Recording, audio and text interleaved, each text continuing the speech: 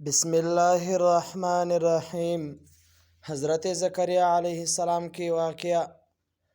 حضرت زکریا علیہ السلام بھی بنی اسرائیل کی ہدایات کے لیے بھیجے گئے۔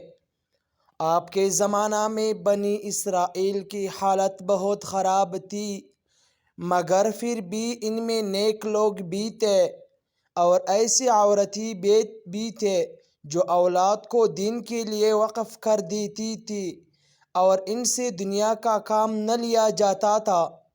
حضرت زکریا علیہ السلام نے اللہ تعالیٰ سے دعا کی اور کہا کہ اے اللہ، میری ہڈیاں کمزور ہو گئی ہیں، سر بڑھاپے سے سفید ہو گیا ہے، میں تجھ سے دعا کر کے بھی کبھی ناکام نہیں رہا، میری بیوی بانجھ ہے اور مجھے اپنے بھائی بندوں سے ڈر ہے، پس تو مجھے نیک وارث عطا کر جو میرے اور یعقوب کی اولاد کا وارث ہو، اس کو ہرو العزیز بنا اور مجھے اکیلا نہ چھوڑ۔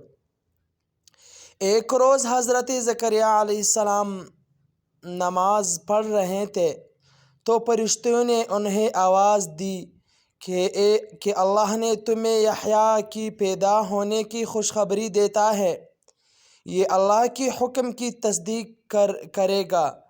آپ نے یہ خوشخبری سنی تو تعجب سے کہنے لگے کہ اس عمر میں میرے لڑکا کیسا پیدا ہوگا جب میں بوڑھا ہوں اور میری بیوی بانجھ ہے؟ جواب ملا، ہمارے لیے تمام باتیں آسان ہیں۔ حضرت زکریا علیہ السلام نے عرض کیا کہ میرے اطمینان کے لیے کوئی نشانی مقرر کر دیجیے۔ حکم ہوا کہ تم لوگوں سے 3 دن تک اشارہ کے سوا باتیں نہ کرو گے، اللہ کو خوب یاد کرو، اس کی بزرگی صبح و شام بیان کرو۔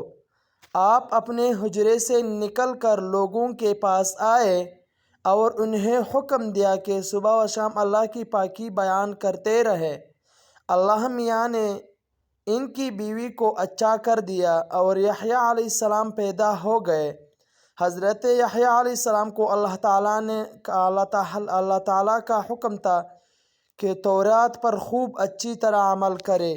ابھی حضرت یحییٰ علیہ السلام بچے ہی تھے کہ اللہ تعالیٰ نے ان کو دانائی بخش، رحمی والی اور پاکیزگی عطا کی۔